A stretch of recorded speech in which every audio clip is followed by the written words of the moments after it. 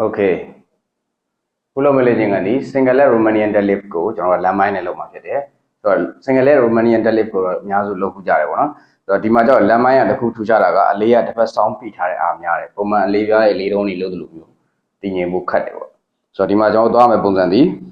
ပခုံးကျဲတိုင်းလေးခြေထောက်ကိုထားဒါမှမဟုတ်တင်မစုံကျဲလောက်ဆိုလည်းရတယ်ဆိုတော့ဒီမှာဘယ်ချိန်ညာလက်သွားမှာဖြစ်တယ်အလေးကိုဘယ်လက်နဲ့ကင်ရင်ညာခြေထောက်ပြီးတော့ဘယ်ချိန်မြောက်မှာဖြစ်တယ်ဒီလိုသွားမှာပေါ့နော်ဆိုတော့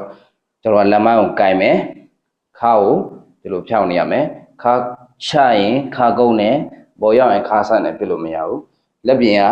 ချရင်လက်ပြင်လျှောသွားတယ်တက်ရင်လက်ပြင်ကမာတယ်တထောင်လေးကွေးတယ်ဖြစ်လို့မရဘူးဒါလေးသတိထားဖို့လိုတယ်ဒါကြောင့်ခါကလည်းချရင်ဖြောင်းမယ်ဆိုတော့လက်မိုင်းရဲ့တန်းရဲ့နောက်ကလေးကိုနေမယ်နော်ပြီးရင်ကျွန်တော်တို့ခါကိုဖြောင်းပြီးတော့လေးကိုကင်လိုက်မယ်ဒါဆိုရင်ကျွန်တော်တို့ရဲ့ခန္ဓာကိုယ်ရှေ့တက်တဲ့ကက်ရက်ပဲရှိနေရဆိုရင်မှန်တယ်ပေါ့နော်အဲ့ပြီးရင်ကျွန်တော်တို့ကဘယ်စီညာလက်ဘယ်လောက်ထိရှာမယ်